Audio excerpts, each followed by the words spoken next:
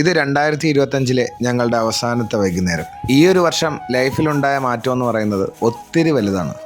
ഈ ഒരു വർഷം തുടങ്ങുമ്പോൾ ഞങ്ങളുടെ മുറ്റത്തെ ഈ ചെടികൾക്കൊക്കെ പകരം ഇവിടെ നല്ലൊരു കാട് പിടിച്ച് കിടക്കുമായിരുന്നു. ഞാനും അച്ഛനും അമ്മയും കൂടി ഒറ്റപ്പെട്ട് ജീവിച്ചിരുന്ന സമയം. അന്നൊരിക്കലും പ്രതീക്ഷിച്ചതല്ല ലൈഫിൽ ഇങ്ങനെ ഒരു മാറ്റം ഉണ്ടാവും എന്നുള്ളത്. എനിക്ക് പലപ്പോഴായി തോന്നിയൊരു കാര്യമാണ്, നമ്മുടെ ലൈഫിൽ എന്തെങ്കിലും ഒരു ചേഞ്ച് ഉണ്ടാവണമെങ്കിൽ അതിന് മുന്നേ ആയിട്ട് എവിടെന്നെങ്കിലും ഒരു പ്രശ്നം നമ്മളെ തേടി വരും. എനിക്ക് തോന്നുന്നു അങ്ങനെ ഉണ്ടായൊരു പ്രശ്നമായിരിക്കാം എൻ്റെ ബൈക്ക് ആക്സിഡൻറ്റ്. അതിനുശേഷമാണ് ലൈഫിലൊരു മാറ്റം ഉണ്ടായത്. അതിനു മുന്നേ എല്ലാവരും ഉണ്ടായിട്ടും ആരുമില്ലാത്തൊരവസ്ഥയായിരുന്നു. അങ്ങനെ ജീവിച്ചിരുന്ന ഞങ്ങൾക്ക് വേണ്ടി ഇപ്പോൾ പ്രാർത്ഥിക്കാൻ വേണ്ടി ഒരുപാട് പേരുണ്ട്.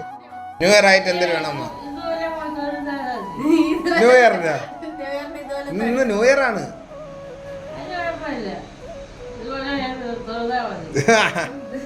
നാളെ ഇനി 1-ാം തീയതിയാണ്, ജനുവരി 1.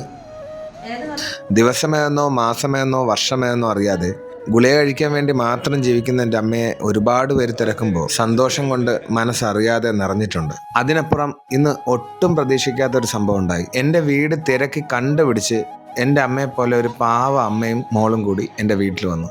എന്നെ കണ്ട ഉടനെ ആ അമ്മ എന്നോട് ചോദിച്ചത് എൻ്റെ മോനെ ഒന്ന് തൊട്ടോട്ടെ എന്ന്. സത്യം പറഞ്ഞു കഴിഞ്ഞാൽ ആ അമ്മ പറയുന്ന കേട്ടപ്പോൾ എൻ്റെ കണ്ണ് നിറഞ്ഞുപോയി.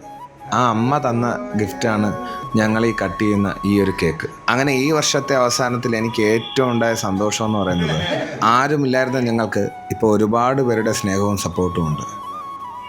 താങ്ക് യു പറക്കാക്ക്. അങ്ങനെ ഇപ്പോൾ രാത്രിയായപ്പോഴേക്കും എല്ലാ വർഷം പോലെ ഈ വർഷവും ചിക്കൻ ഗ്രിൽ ചെയ്യാനുള്ള പരിപാടിയായി. ഞാൻ എല്ലാ തവണയും ചിക്കൻ വാങ്ങുന്ന കേരള ചിക്കനിൽ നിന്ന് തന്നെയാണ് ഇത്തവണയും ചിക്കൻ വാങ്ങിയത്. കഴിഞ്ഞ തവണ ബാച്ചിലറായിട്ട് ആഘോഷിച്ചിരുന്ന എല്ലാവരുടെ കല്യാണവും ഇത്തവണ കഴിഞ്ഞു. പണ്ട് തൊട്ടേ ഫുഡ് ഉണ്ടാക്കുന്ന എങ്ങനെ പരിപാടിയൊക്കെ വയ്ക്കുമ്പോൾ അതിൻ്റെ ആശാനായിട്ട് ഞാൻ തന്നെ നിൽക്കും.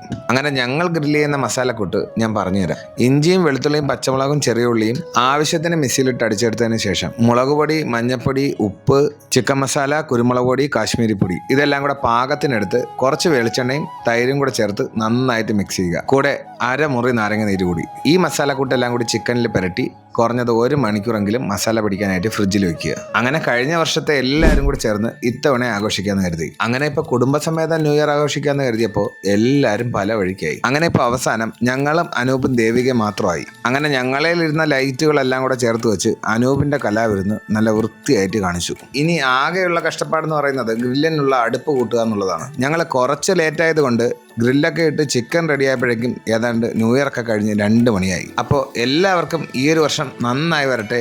Happy new year.